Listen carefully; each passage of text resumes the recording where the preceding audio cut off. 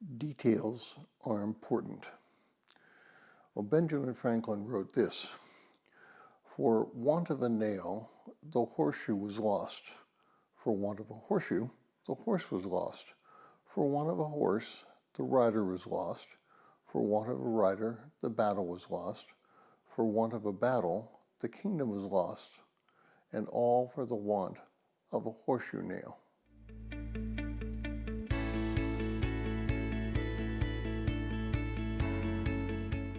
Well, if you're joining us in going through the books of Ezra, Nehemiah, and Esther, today's reading is Nehemiah 3, verses 17 through 23, and I encourage you to read that passage. Well, Nehemiah 3, verses 20 through 23 says this: "After Baruch, the son of Zabbai, zealously repaired another section from the angle of the doorway of the house of Eliashib and the high priest.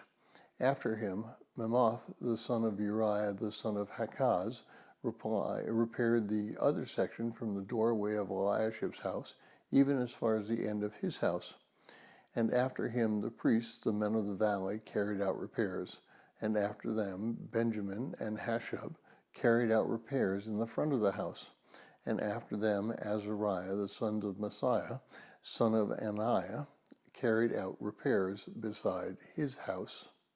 Now, after reading today's section, you should have seen a pattern. The author, Nehemiah, was meticulous in writing precisely what happened in the rebuilding of the wall. The pattern is, after him, someone else did something else. Exactness is essential in understanding our walk with God. It is fashionable today to personalize truth. Someone might say, well, that is that person's truth, or my truth is. And in reality, those statements expose a significant problem in that person's life. He or she is missing exactness. We need to be exact when we are paying our bills. We need to be precise when building a house. We need to be precise in everything we do.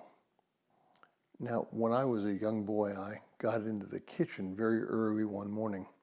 It was probably around 5 or 6.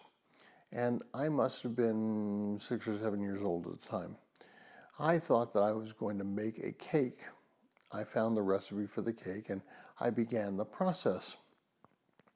Now, the problem occurred when I didn't understand what the ingredient was that I was supposed to put in the mixer. So I substitute whatever I thought was good.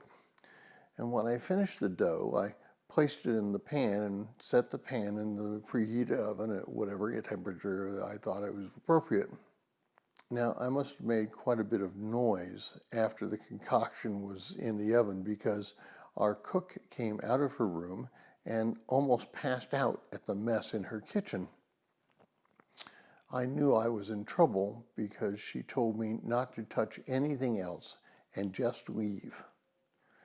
As my parents were talking to me and punishing me, they said to me that the pan that held the cake needed to be thrown away because Mamie, our cook, could not get the stuff that I'd made out of it out of the pan. To this day, I'm not allowed in the kitchen to cook something without someone else being there to stop a disaster from occurring. Our walk with Christ is precisely the same.